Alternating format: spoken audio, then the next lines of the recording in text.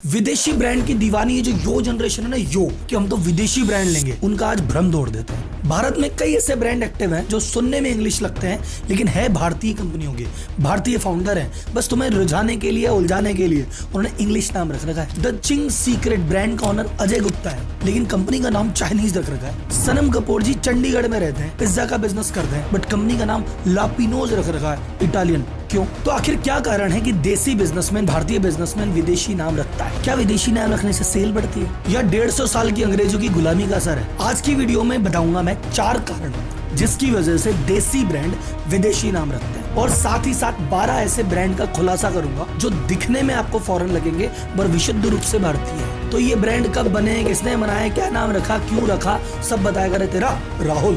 तो जनता जनार्दन की जय बोल के करें वीडियो की शुरुआत।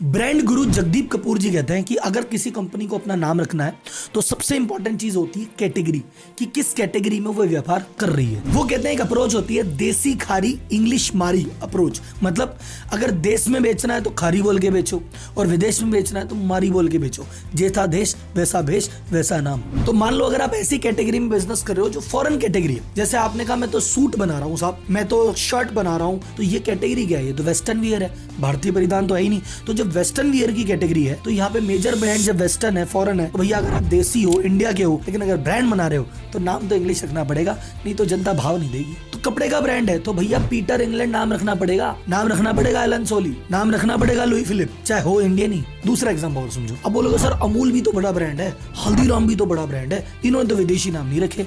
तो ये विदेशी आइटम भी तो नहीं बेच रहे, ये तो बेच रहे मिठाई, नमकीन, दूध, पनीर, इसमें तो भैया देसी चलेगा। अमूल पिज्जा बेचेगा तो आपको हजम नहीं होगा, पिज्जा तो आपको डोमिनोज का हजम होता है। अमूल पिज्जा नाम से आप लोग अमूल के पिज्जा समझ नहीं आया। हल्दीराम का हलवा खा लोगे, हल्दीराम का केक आपको लगेगा पता नहीं इससे बैठेगा कि नहीं। केक आपको विदेशी चाहिए पर मिठाई आपको देसी चाहिए। सेकंड रीजन ये भैया अंग्रेजों की गुलामी वाला भी है। 47 के बाद से आपको पता है भारत में बहुत ज्यादा बिजनेस को मोटिवेट नहीं किया गया, बिजनेस के लिए ज्यादा बढ़ के काम नहीं हुआ, बहुत ज्यादा ब्रांड इंडिया में थे नहीं। तो उस समय अगर किसी को कोई अच्छी चीज चाहिए, बढ़िया चीज चाहिए, तो वो सारे ब्रांड विदेशी अवेलेबल थे। तो भारतीय जनमानस में काफी समय से बैठा हुआ है कि यार बाहर की कोई चीज आएगी तो वही अच्छी है, वही बेटर है। लेकिन जैसे जैसे 91 के बाद इकोनॉमी खुली है और अब नई पीढ़ी बाजार में आने लगी है, तो नई पीढ़ी को समझ में आने लग गया कि भैया इंडिया में भी ब्रांड है और अब इंडिया के ब्रांड का जलवा होने लगा है। लेकिन ये जितने भी लेगेसी ब्रांड है ये सब विदेशी नाम रख के ही बाजार में सेट हो पाए। तीसरी की बात आती है कंपटीशन, कि किस कैटेगरी में ऑलरेडी जो लोग हैं वो किस प्रकार के हैं। फॉर एग्जांपल मेरे को सूट बनाना है, अब सूट बनाने वाली कैटेगरी में मैं उधर देख रहा हूँ कि यार इधर एक ब्रांड है ऑलरेडी ब्लैकबेरी नाम से, एक ब्रांड है पार्क एवेन्यू नाम से। अब उसके सामने अगर मैं कोई सूट बनाऊंगा तो यार मुझे नाम वैसा ही रखना पड़ेगा। अब मैं बालक राम रख के सूट बनाऊंगा चलेगा नहीं ना। चौथा कारण ये भी है कि कई कंपनियां सोचती है कि हमको सारा माल इंडिया में थोड़ी बेचना है, महंगे महंगे प्रोडक्ट है, इंडिया के तो कुछ ही लोग ले पाएंगे, बाकी हमारी सेल तो एक्सपोर्ट से आएगी, तो हमको तो पूरे वर्ल्ड में बेचना है, इंडिया में तो थोड़ा सा ही माल बिकेगा, तो भैया विदेशी नाम रखना है, क्योंकि देसी नाम रख के इंडिया में तो बिक जाएगा, बाहर क्या होगा रे। अब अपन देखते हैं 12 ब्रांड कि इनका नाम कैसे बढ़ा, किसने चालू किया। तो सबसे पहला ब्रांड आपको शॉक होगा, बहुत से लोगों के लिए शॉकिंग है क्योंकि मेरे लिए भी शॉकिंग था। पहला ब्रांड है लैक्मे। सर लैक्मे, हाँ जी लैक्मे अभी किसके पास है? हिंदुस्तान यूनिलीवर के पास। पर लैक्मे ब्रांड की शुरुआत की थी टाटा ने। जी हाँ, जब स्टार्टिंग इन्होंने की थी तो इन्होंने फ्रेंच कोलैबोरेशन में की थी, फ्रेंच पार्टनर के साथ इन्होंने इसको चालू किया था। तो इन्होंने कहा ऐसा नाम रखो जो फ्रेंच में भी पॉपुलर हो और इंडिया में भी।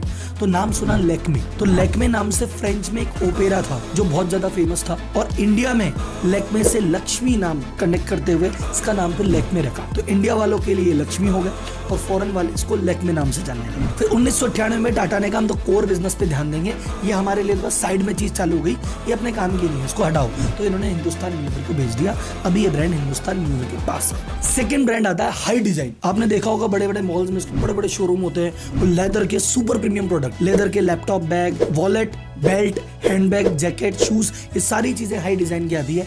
ये ब्रांड दिलीप कपूर जी ने चालू किया था और शौकिया रूप में चालू किया था, और इसका पहला स्टोर खुला था 1978 में पौंडीचेरी में। तीसरा ब्रांड है एलन सोली। एलन सोली ब्रांड फेमस है फ्राइडे ड्रेसिंग के लिए, कि जो कॉर्पोरेट में फ्राइडे को होता है ना कैजुअल पहनो, तो वहां पे एलन सोली ने अपना ब्रांड बनाया था। ये ब्रांड चालू हुआ था विलियम हॉलिन्स एंड कंपनी ने 1744 में इंग्लैंड में चालू किया था ब्रांड को, लेकिन 1993 में भारत की मधुरा फैशन ने इसको खरीद लिया, और मधुरा फैशन अभी काम काम कर रही है आदित्य बिरला के साथ। 30 साल से इसका भारतीय ओनर है। चौथी कंपनी एकदम डिफरेंट, आपने कभी जिंदगी में नहीं सोचा होगा, मैंने तो बिल्कुल ही नहीं सोचा था। चौथी कंपनी का नाम है ईस्ट इंडिया कंपनी। ये वही कंपनी है जो भारत में आई थी, जिसने भारत पे राज किया था, भारत को गुलाम बनाया था।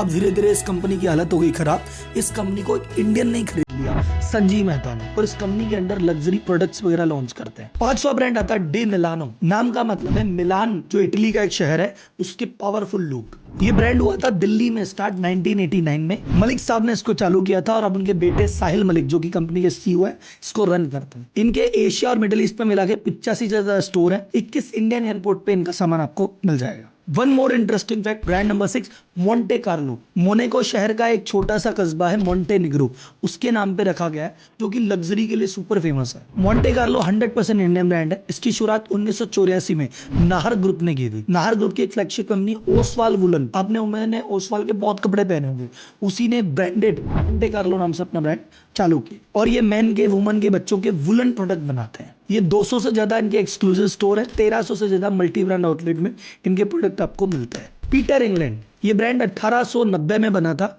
और ये इंग्लैंड की कंपनी ने बनाया था। और ये जो ब्रिटिश सोल्जर हैं उनको खाकी पैंट सप्लाई करने के लिए ये ब्रांड बना था। लेकिन सन 2000 में आदित्य बिरला ग्रुप ने फिर इसको खरीद लिया और पिछले 23 साल से इसका जो ओनर है वो इंडियन है, भारतीय। 8th ब्रांड है फ्लाइंग मशीन। ये लगता है विदेशी ब्रांड है, देसी ब्रांड है।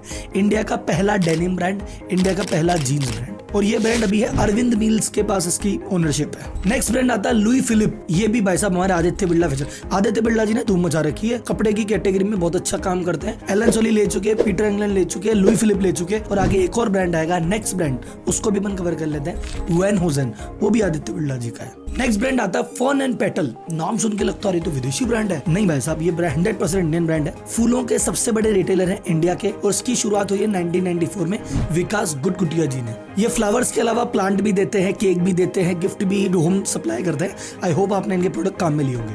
और last but not the least, Indians का फेवरेट ब्रांड लेके आते हैं ओल्ड मॉन्क। ओल्ड मॉन्क किसको नहीं पता, आइकॉनिक इंडियन डार्क रम है।